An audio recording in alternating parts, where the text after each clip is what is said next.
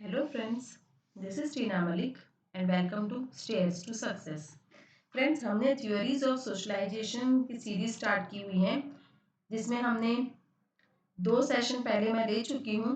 बहुत ही best theory मैंने discuss की हुई है। आज हमारी क्लास रहेगी थर्ड, जिसमें हम आज डिस्कस करेंगे I and me theory which was given by G.H. Mead, that is George Herbert Mead के द्वारा दी गई आई एंड मी की थ्योरी बहुत ही इम्पोर्टेंट है। तो आज का सेशन भी बहुत ही इम्पोर्टेंट और बेस्ट रहने वाला है। ठीक है, फिर सेशन स्टार्ट करते हैं। इंट्रोडक्शन देख लेते हैं। तो ये जो आई एंड मी की थ्योरी दी है, जो दी है जॉर्ज हर्बर्ट मीड ने, वो एक अमेरिकन सोशियोलॉजिस्ट थे, फिलोसफर थे, साइकोलॉजिस्ट थे। Okay, George Herbert Mead is a major figure in the history of American philosophy, one of the founder of pragmatism. ठीक है, ये पूछा जाता है कई बार क्वेश्चन। ठीक है, ये किसके फाउंडर थे? Founder of pragmatism, along with Peirce, James, Tufts and Dewey. ये इनके कोऑर्डिनेटर थे, मतलब साथ में काम करने वाले थे। ठीक है, साथ में और भी साइकोलॉजिस्ट थे इनके साथ। नेक्स्ट ये है कि pioneer of symbolic interaction theory, इनका है ना बेस्ट थियरी नोन, मतलब जिसके लिए जाने जाते हैं वो है symbolic interaction theory. Okay, and as one of the founders of social psychology. ये तो हो गया इनका इंट्रोडक्शन। ओके, नेक्स्ट देखते हैं। अब ये जो आई एंड मी का कंसेप्ट क्या है वो देख लेते हैं। तो इसमें क्या होता है कि the me is a socialised aspect of the person. ये जो मी जो है ना, मी मतलब मुझे वाला कंसेप्ट है इसमें। मी क्या है? ये मी एक सोशलाइज्ड एस्पेक्ट है, मतलब ये ऑब्जेक्ट की तरह प्ले करता है, सोसाइटी से रिलेटेड है, सोशलाइज्ड एस्पेक्ट है ये पर्सन का। ओके, एंड जो आई है, I is the active aspect of the person. I जो है वो एक एक्टिव एस्पेक्ट है पर्सन का।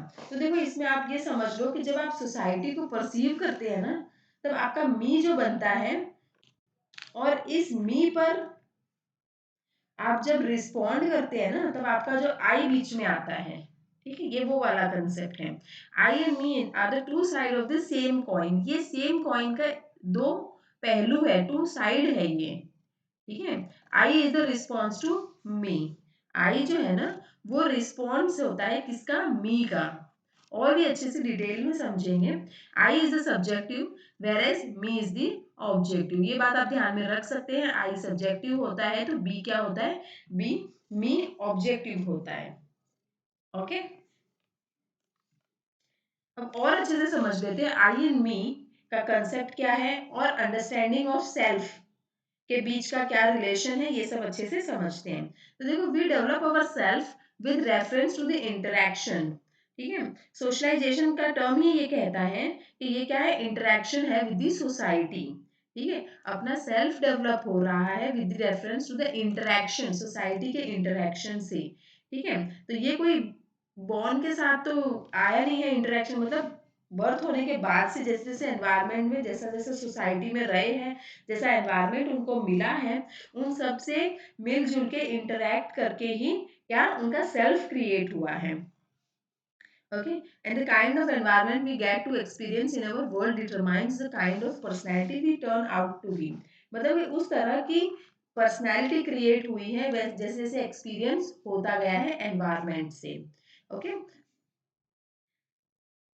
पर एक बात ये भी आप ध्यान में रख सकते हो कि G.H. मिड है ना, उन्होंने क्या कहा है? उन्होंने कहा है कि ये कोई बायोलॉजिकल टर्म नहीं है। ठीक है, ये बात आप ध्यान में रख सकते हो। मेड ने बायोलॉजिकल टर्म नहीं कहा है। सेल्फ की अंडरस्टैंडिंग जो होती है ना, ये एक सोशल है, मीन्स सोसाइटी से रिलेटेड है, सोसाइटी से या फिर एनवायरमेंटल भी कह सकते हो ये। ठीक है, कह सकते हो इसे। अब और देख लेते हैं मी जो होता है ना, मी मी क्या होता है? मी जिसे आप बाहर से ग्रहण करते हैं। ओके, मी और द सेल्फ जो बोल सकते हैं, we are most acquainted with and focuses on how a person internalizes the attitude of other. किस तरह से वो इंटरलाइज कर रहे हैं attitude of others. Okay, me का ये कंसेप्ट होता है कि किस तरह से आप खुद को क्या करें, प्रेजेंट कर रहे हैं। ओके, एंड जो आई वाला कंसेप्ट होता है ना, आई क्या कहता है, आई वाला कंसेप्ट क्या होता है, I refers to the ideas, understanding और attitudes be present to others. दूसरों के सामने किस तरह से हम प्रेजेंट हो रहे हैं वो हमारा आई वाला कंसेप्ट होता है। एंड मी होता है कि कैसे लोग हमें परसीव कर रहे हैं। ठीक है। मी होता है सोशल मतलब सोसाइटी से। ओके। और भी आप देख सकते हो जैसे आई जो है ना, आई होता है present and future phase of self पे फोकस ज्यादा करता है। Okay. Future and present. Next देख लेते हैं। और अच्छे से समझना चाहते हो तो देखो आप देख सकते हो, आई वाला कंसेप्ट देखते हैं पहले कि आई कंसेप्ट क्या कहता है। आई कंसेप्ट कहता है कि I therefore can be consider the present and future face of the self. Present और फ्यूचर फेस कहा गया है आई को। And I represents the individual identity based on responses to the me. Okay.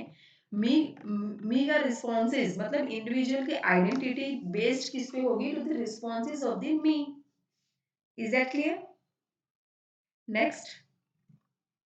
अब मी का कंसेप्ट देखेंगे। The me is considered the socialised aspect of the individual. ये जैसे कि मैंने अभी कहा था कि ये एक सोशलाइज्ड एस्पेक्ट है, ये सोसाइटी से रिलेटेड है। ठीक है। जब आप सोसाइटी को परसीव करते हैं ना तब आपका मी बनता है। Okay.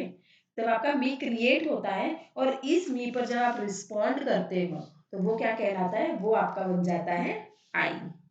Okay. The me represents learn behaviour, attitudes, जो भी नॉर्म्स वैल्यूज जो भी है वो सब मी में आ जाता है। Expectations of the others and of the society. जो भी आपके norms values beliefs behaviours attitudes expectations है जो कुछ भी ऑफ अदर्स, ये सब आ जाता है इसमें मी में। This is sometimes refer to as a generalised other. इसका अदर नेक्स्ट टर्म में इसको कह दिया गया है, दैट इज जनरलाइज्ड अदर। अब जनरलाइज्ड अदर क्या, इसको समझना चाहते हो, देखो आप इसको ऐसे मान सकते हो कि जनरलाइज्ड अदर मीन्स ये पास्ट में होता है। ओके। आपने सोसाइटी से क्या परसीव किया वो आपने पहले ही कर लिया।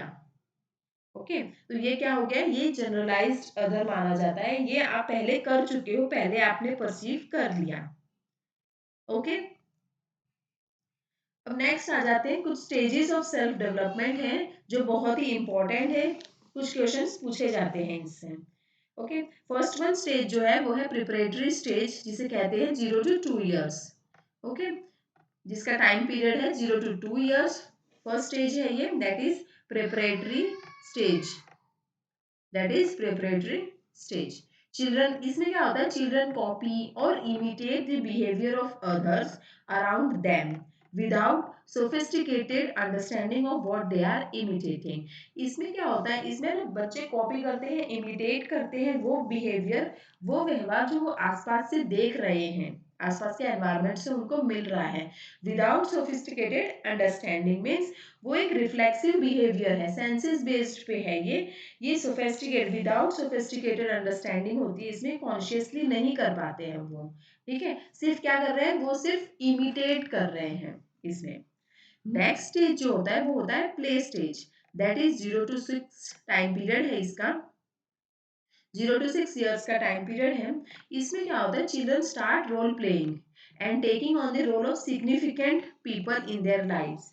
इसमें क्या होता है, इसमें अंडरस्टैंडिंग के साथ रोल प्ले करने लग जाते हैं बच्चे, इमिटेट करने लग जाते हैं। Children only take on one role at a time, एक टाइम पे सिर्फ एक ही रोल प्ले कर पाते हैं वो, मतलब थोड़ा बोलते हैं ना अंडरस्टैंडिंग के साथ करते हैं, समझ आ जाता है उनको कि मेरे को ये टीचर का रोल प्ले करना है, तो वो किस तरह से बिहेव करते हैं, क्या उनका नेचर है, कैसे वो रिएक्ट करते हैं, किस तरह से लर्निंग करवाते हैं, तो क्या बच्चा उस तरह से रोल प्ले करने लग जाता है। ओके। नेक्स्ट है जो थर्ड स्टेज है वो होता है गेम स्टेज, जो होता है 7 to 8 years का टाइम पीरियड है इसमें। इसमें क्या होता है, children learn their roles in relations to other, मतलब इसमें प्रॉपर अंडरस्टैंडिंग आ जाती है, अच्छी तरह से वो रोल प्ले कर पाते हैं, मल्टीपल रोल प्ले कर सकते हैं इसमें। And how to take on the role of everyone else in game, मतलब किस तरह से, मतलब वो डिटेल सारा कुछ समझ जाते हैं, multiple role at a time वो प्ले कर पाते हैं, डिफरेंट डिफरेंट रोल्स वो अच्छे से प्ले कर लेते हैं। Is that clear? Now next one. अब नेक्स्ट कंटेंट जो है वो है फॉर्म्स ऑफ सिंबॉलिक इंटरेक्शन। इसके लिए जीएच मेड को बहुत ही जाना जाता है, बहुत ही फेमस है वो। ओके, सिंबॉलिक इंटरेक्शन की थ्योरी दी है, आप ऐसे भी याद रख सकते हो। एंड इस सिंबॉलिक इंटरेक्शन मतलब क्या, पहले इसको जान लेते हैं हम कि ये जो सिंबॉलिक इंटरेक्शन टर्म है वो मतलब क्या है। ठीक है इसका, तो ये क्या है, सिंबल्स के साथ इंटरेक्ट करना, सिंबल्स के साथ इंटरेक्ट करना सीखते हैं। इसमें सिंबल्स को आप कैसे परसीव करते हैं, इंटरप्रेट करते हैं, उस बात पर डिपेंड करेगा कि आपका सेल्फ कैसे बनने वाला है। मतलब किस तरह से आप उनको ग्रहण कर रहे हो, एक्वायर कर रहे हो सिंबल्स को, किस तरह से आप उनको परसीव कर रहे हो, कैसे इंटरप्रेट कर रहे हो। ओके, अब वो डिफरेंट फॉर्म्स में हो सकते हैं। सिंबल्स जो होते हैं ना, सिंबलिक इंटरेक्शन डिफरेंट फॉर्म्स में हो सकते हैं। दैट इज 3 फॉर्म बताए गए हैं इसमें। फर्स्ट वन इज लैंग्वेज के फॉर्म में हो सकता है, प्ले के फॉर्म में हो सकता है, एंड गेम के फॉर्म में हो सकता है। These forms of symbolic interaction, that is social interaction, that take place via shared symbols such as words, definitions, roles, gestures, rituals, etc. ये different different क्या है ये इंटरेक्शन के ये डिफरेंट डिफरेंट सिंबल्स ही है जिसके द्वारा एक दूसरे से इंटरैक्ट किया जाता है। ओके, अब देखो आप एग्जाम्पल के थ्रू बहुत इजीली समझ पाओगे। जैसे कि एग्जाम्पल है, if you accidentally put your hand in a fire then the I expresses how to react to the pain. मतलब कि एकदम से आपका आग में हाथ चला जाता है, फायर में हाथ चला जाएगा, तो आप किस तरह से रिएक्ट करोगे। तो जो आई होगा ना वो एक्सप्रेस ये करेगा कि आपको किस तरह से रिएक्ट करना है, how you react to the pain. But the me, जो मी होगा ना वो ऐसे एक्सप्रेस करेगा कि how you choose to express that pain. आप किस तरह से, मतलब कैसे, कौन से ऑप्शन आप सिचुएशन हैंडल कर रहे हो, कैसे आप रिएक्ट कर रहे हो। ठीक है, आपको वो चूज करना है कि आप किस तरह से, कौन सा एक्सप्रेशन आप चूज करोगे, वो आपका मी हो जाता है। अब and your reaction will be conditioned by, देखो डिफरेंट सिचुएशंस हो सकती है। जैसे कि हु, फर्स्टली तो ये होगा कि हु यू आर, मेल और फीमेल, अडल्ट और चाइल्ड, कोई भी सिचुएशन हो सकती है ना। वेयर यू आर, कहाँ पर हो, अलोन एट होम और पब्लिक प्लेस, कहाँ पर हो आप। And who you are with, किसके साथ हो आप, फैमिली के साथ हो, फ्रेंड्स के साथ हो या स्ट्रेंजर के साथ हो, उसके अकॉर्डिंग आपका रिएक्शन आएगा। Is that clear.